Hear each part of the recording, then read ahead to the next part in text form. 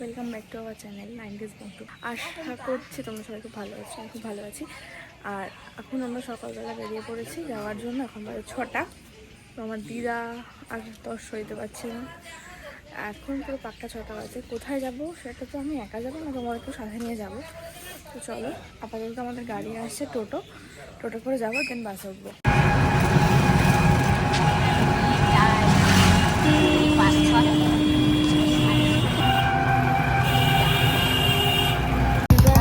যাবে বলে 15 দিন ঘুমায়নি, 15 দিন ধরে ব্যাগ গোছাচ্ছে, সবাইকে বিরক্ত করে করে মারছে। ওইদিকে ভাই গেছে ব্যাগ রাখতে। হ্যাঁ, একটা সুন্দর মন্দির আছে। এখনো বাসের দেখা নেই, আমরা চলে এসেছি অনেক আগে, 10 মিনিটে চলে এসেছি। সকাল সকাল চকলেট খাচ্ছে আর আমি কিছু খেয়ে বেরোইনি। এত সকালে বেরিয়েছি, কোনো খাবার দাবার থাকে? দুটো বিস্কুট আর গ্রিন টি খেয়ে এসেছি, কিন্তু এখন খুব খিদে পাচ্ছে, কারণ কালকে রাতে আমি কিছু খাইনি। সেই সন্ধ্যে 6টার সময় খেয়েছিলাম, আর কিছু খাইনি।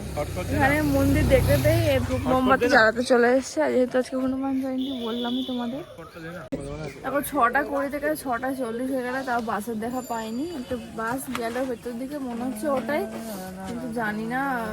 বসে বসে খিদে পাচ্ছে, ঘুমো পাচ্ছে। দিদার পিসে গেছে চা খাওয়ার জন্য, আমার তো চা খাবো না, কারণ অলরেডি বাড়ি থেকে গ্রিন টি খেয়ে এসেছি। এখন দুধ চা খেলে পুরো ব্যাপারটা ছানা কেটে যাবে।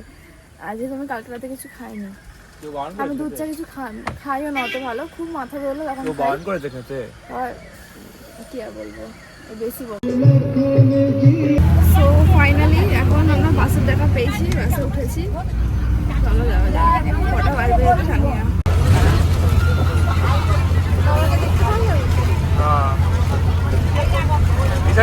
তো ফাইনালি আমরা চলে এসেছি। এখন আপাতত দুটো বাস দাঁড়িয়েছে, সেকেন্ড বাসটা আমাদের। এখন যাবো আমরা টোটো করে মন্দিরের দিকে।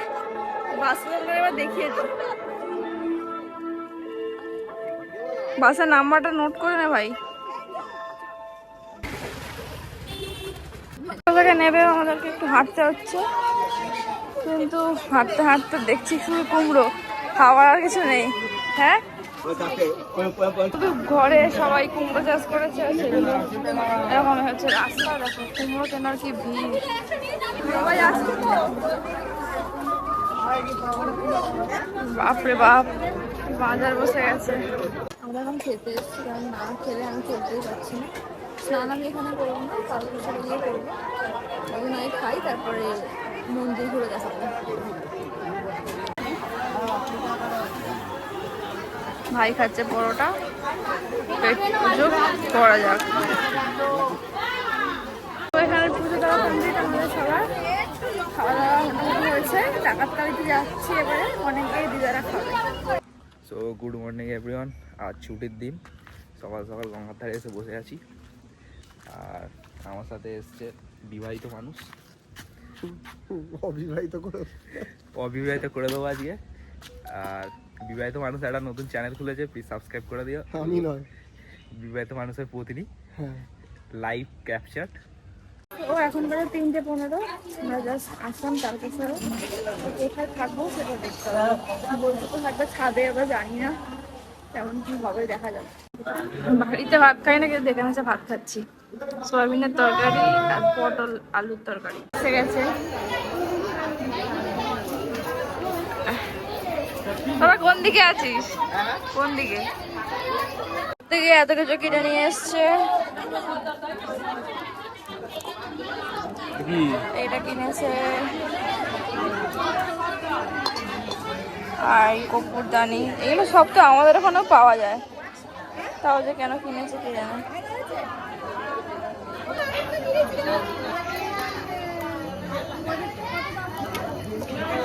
বাবা, আপনি কি ব্যস্ত? তো তারপরে আমি এখন ঘুম থেকে উঠে এখন এসেছি চড়ক দেখতে। এদের এখানে কি দেখাচ্ছিল, এটা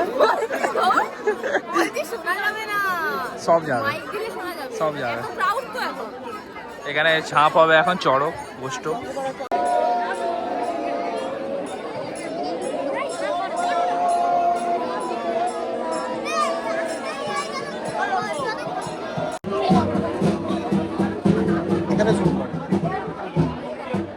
তো ওটা হবে না, ওটা লাস্টে, ওটা হচ্ছে মেন সন্ন্যাসী ওটা। আর এই ডাল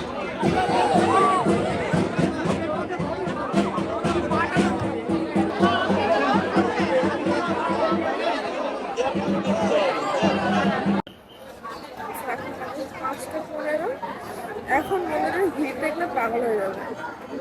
হ্যাঁ, গঙ্গায় বলি, পুকুরে স্নান করছে।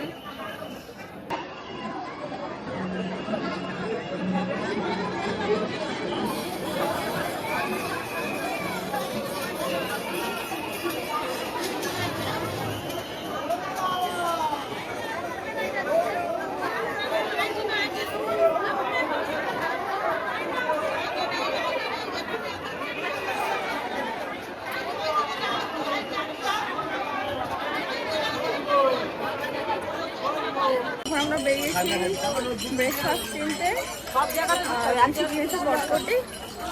এবার বলছে কুমড়ো কিনতে যাবে, তাই জন্য আমরা যাচ্ছি এখন কুমড়োর বাজারে কিনতে যাচ্ছি।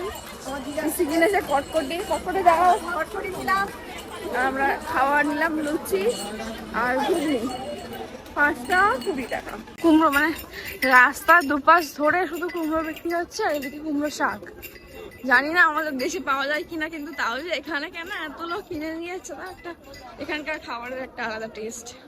যে কুমড়ো শাক বিক্রি হচ্ছে, বাড়ি নিতে নিতে চচ্চড়ি হয়ে যাবে, আর শাক নিয়ে নিতে হবে। তাই আমরা যাচ্ছি এখন কুমড়ো কিনতে। দিদি একটা অলরেডি ব্যাগ ফাঁকা করে ফেলেছে কুমড়ো কিনবে বলে।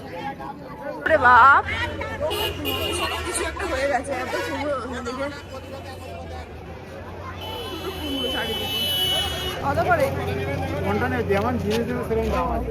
দেখো দেখো দেখো, 15-20 টাকা করে। চলে এসেছি কাছের বিশ্বনাথে, এখানেও প্রায় অনেকটাই ভিড়।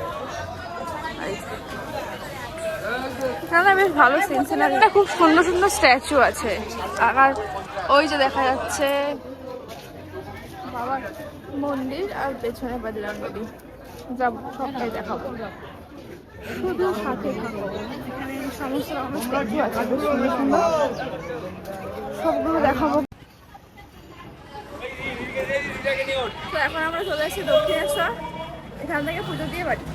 এবার সিঁড়িতে ওটা নিয়ে হচ্ছে সমস্যা, হয়ে গেছে অনেক বয়স, উঠতে পারছে না। দিদা আমার উঠতে পারবে, বড় দিদা উঠতে পারছে না।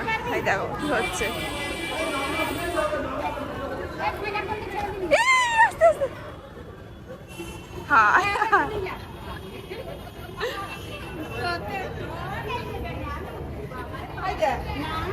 রোদে আর হাঁটতে পারছে না। মোটামুটি শেষ আমাদের পুজো পুজো দেওয়া, এখন বাজে 1টা। আমরা আবার বাড়ি দিয়ে যাবো। ব্লগটা এখানেই শেষ করছি। কেমন লাগলো অবশ্যই কমেন্ট করে জানাবেন। ভালো লাগলে like comment share and subscribe করতে ভুলবেন না। চলো, টাটা, বাই।